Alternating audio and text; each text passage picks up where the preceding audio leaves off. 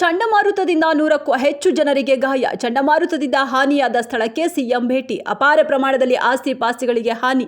ಭೀಕರ ಚಂಡಮಾರುತ, 5 ಸಾವು, ಭಾರೀ ಮಳೆಯಾಗುವ ಎಚ್ಚರಿಕೆ.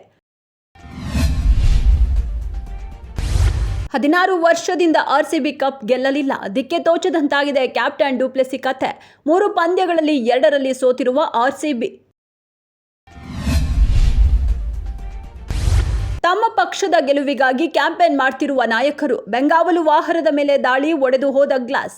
ಈಗಾಗಲೇ ದೇಶದಲ್ಲಿ ಚುನಾವಣಾ ಪ್ರಚಾರದ ಕಾವು ಹೆಚ್ಚಾಗಿದೆ.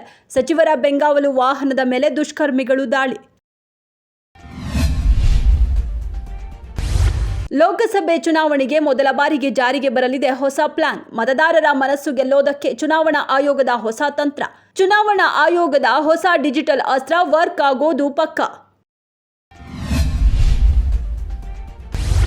ಮಹಾರಾಷ್ಟ್ರ ಚಿಮೂರ್ ಗ್ರಾಮದ ಸ್ವತಂತ್ರ ಅಭ್ಯರ್ಥಿ ವನಿತಾ ರಾವುತ್ ತಮ್ಮ ಭರವಸೆಯ ಮೂಲಕ ಎಲ್ಲರ ಕೆಂಗಣ್ಣಿಗೆ ಗುರಿಯಾಗಿದ್ದಾರೆ. ಮಹಿಳಾ ಅಭ್ಯರ್ಥಿಯ ವಿಚಿತ್ರ ಆಶ್ವಾಸನೆ, ಊರಿಗೆ ಎಣ್ಣೆ ಕುಡಿಸ್ತಾರಂತೆ.